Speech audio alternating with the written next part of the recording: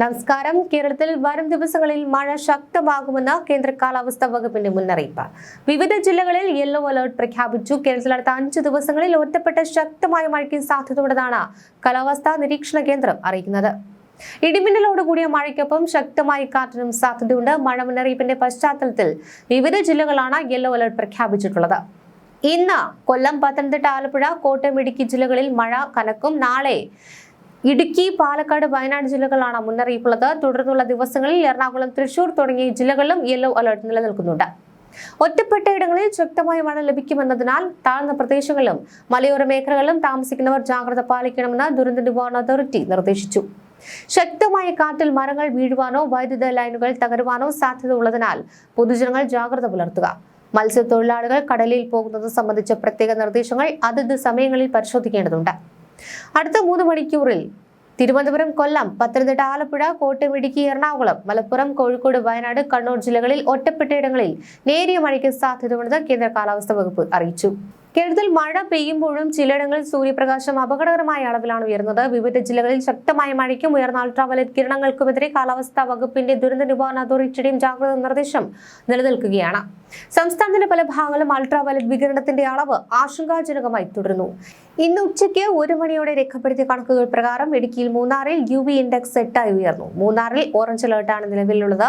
പത്തനംതിട്ട, ആലപ്പുഴ, എറണാകുളം, തൃശൂർ, പാലക്കാട്, വയനാട് എന്നീ ജില്ലകളിൽ UV index 7 ആണ് രേഖപ്പെടുത്തിയിരിക്കുന്നത്. ഇവിടെ യെല്ലോ അലർട്ട് തുടരുന്നു. തിരുവനന്തപുരം 4, കൊല്ലത്ത് 5 എന്നിവിടങ്ങളിൽ ഇൻഡെക്സ് അല്പം കുറവാണ്. ഉയർന്ന അൾട്രാവയലറ്റ് രശ്മികൾ സൂര്യാഘാതത്തിനും ചർമ്മരോഗങ്ങൾക്കും കാരണമായേക്കാം. അതിനാൽ വെയിലത്തിറങ്ങുമ്പോൾ കുടയോ തൊപ്പിയോ ഉപയോഗിക്കുക. നേരിട്ട് വെയിലേൽക്കുന്നത് പരമാവധി ഒഴിവാക്കുക. കഠിനമായ വെയിലുള്ള സമയത്ത് പുറം ജോലികളിൽ ഏർപ്പെടുന്നവർ ജാഗ്രത പാലിക്കുക. മഴയും വെയിലും ഒരുപോലെ വെല്ലുവിളിയാകുന്ന ഈ സാഹചര്യത്തിൽ പൊതുജനങ്ങൾ കൃത്യമായ മുൻകരുതലുകൾ സ്വീകരിക്കണമെന്നാണ് അധികൃതർ അഭ്യർത്ഥിക്കുന്നത്. കൊടും ചൂടും കാത്തുകാത്തിരുന്ന് കിട്ടിയ വേനൽ മഴയും കാറ്റും ചേർന്ന് തകർത്തത് എറണാകുളം ജില്ലയിലെ കർഷകരുടെ 43 കോടി മൂല്യമുള്ള കാർഷിക സ്വപ്നങ്ങളാണ്. ജനുവരി 1 മുതൽ ഏപ്രിൽ 30 വരെ കൃഷി വകുപ്പ് തയ്യാറാക്കിയ പ്രാഥമിക കണക്ക് പ്രകാരം 43.38 കോടി രൂപയുടെ കൃഷിനാശമാണ് ജില്ലയിൽ റിപ്പോർട്ട് ചെയ്തിരിക്കുന്നത്. വിളവെടുപ്പിന് പാകമായിരുന്ന പച്ചക്കറികളും പഴവർഗ്ഗങ്ങളും നാണ്യവിളകളും വ്യാപകമായി നശിച്ചു. ജില്ലയുടെ കിഴക്കൻ മേഖലകളിൽ വന്യമൃഗശല്യം മൂലം നേരത്തെ തന്നെ ബുദ്ധിമുട്ടിലായിരുന്ന കർഷകരെ പ്രതികൂല കാലാവസ്ഥ കൂടുതൽ പ്രതിസന്ധിയിലാക്കി. നഷ്ടപരിഹാരത്തിനായുള്ള അപേക്ഷകൾ ലഭിച്ചതിനു ശേഷമേ യഥാർത്ഥ നഷ്ടത്തിന്റെ പൂർണ്ണ കണക്ക് വ്യക്തമാകുമെന്നും അധികൃതർ പറയുന്നുണ്ട്. ഈ വർഷം ചൂടും മഴയും കാറ്റും കലർന്ന 4297.08 ഹെക്ടർ പ്രദേശത്തെ കൃഷിയാണ് നശിപ്പിക്കപ്പെട്ടത്. 11,385 കർഷകരുടെ കൃഷിയിടങ്ങളാണ് ബാധിച്ചത്. വായ്പയെടുത്തും പാട്ടഭൂമിയിൽ കൃഷി ഇറക്കി മുന്നോട്ട് പോയ കർഷകരാണ് ഇപ്പോൾ പ്രതിസന്ധിയിലായത്. വിഷുവിനും ഓണവിപണിയും ലക്ഷ്യമിട്ട് നടത്തിയിരുന്ന കൃഷികൾ പലതും ഉണങ്ങിയും കാറ്റിൽ തകർന്നുമാണ് നഷ്ടമായത്. പുതുതായി നട്ടതും വിളവെടുപ്പിന് അടുത്തതുമായ കൃഷികളും നാശനഷ്ടത്തിൽപ്പെട്ടു. ഏറ്റവും കൂടുതൽ നാശനഷ്ടം ഉണ്ടായത് വാഴ കൃഷിയിലാണ്. കുലച്ചതും കുലയ്ക്കാറായതുമായ ആയിരക്കണക്കിന് വാഴകൾ വേനൽ ചൂടിൽ ഉണങ്ങി. പിന്നീടുണ്ടായ കാറ്റിലും മഴയിലും ഒടിഞ്ഞു വീഴുകയും ചെയ്തു. ആലുവ, അങ്കമാലി, പറവൂർ, പെരുമ്പാവൂർ, കോതമംഗലം, മൂവാറ്റുപുഴ, പിറവം മേഖലകളിലാണ് കൂടുതൽ നാശം രേഖപ്പെടുത്തിയത്.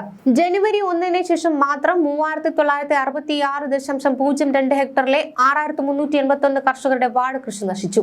ഇതിലൂടെ 35.37 കോടി രൂപയുടെ നഷ്ടമുണ്ടായതാണ് പ്രാഥമിക വിലയിരുത്തൽ. കോതമംഗലം ബ്ലോക്കിലാണ് വാഴ നഷ്ടം ഏറ്റവും രൂക്ഷമായത്. ഇവിടെ 2620.90 ഹെക്ടറിലെ 831 കർഷകരുടെ കൃഷി തകർന്നു. ഏകദേശം 3.20 കോടി രൂപയുടെ നഷ്ടമാണ് ഈ മേഖലയിൽ മാത്രം ഉണ്ടായത്. കൃഷി തകർന്നതോടെ വായ്പ തിരിച്ചടയ്ക്കാനാകാതെ നിരവധി കർഷകർ പ്രതിസന്ധിയിലാണ്. ബാങ്കുകളുടെയും ധനകാര്യ സ്ഥാപനങ്ങളുടെയും ജപ്തി ഭീഷണിയും പലർക്കും മേൽ നിലനിൽക്കുന്നു. നഷ്ടപരിഹാരത്തിന് അപേക്ഷ നൽകിയതും നടപടികൾ വൈകുന്നതായി കർഷകർ പരാതിപ്പെടുന്നുണ്ട്. കൃഷി വകുപ്പിന്റെ പരിശോധനയും രേഖാസമർപ്പണവും പൂർത്തിയാക്കിയ ശേഷവും സഹായം ലഭിക്കാൻ നീണ്ട കാത്തിരിപ്പുണ്ടെന്നാണ് ഇവരുടെ ആരോപണം.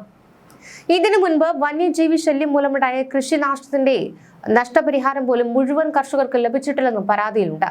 നിലവിലെ സാഹചര്യത്തിൽ സർക്കാർ അടിയന്തര ഇടപെടൽ അനിവാര്യമെന്നാണ് കർഷകരുടെ ആവശ്യം.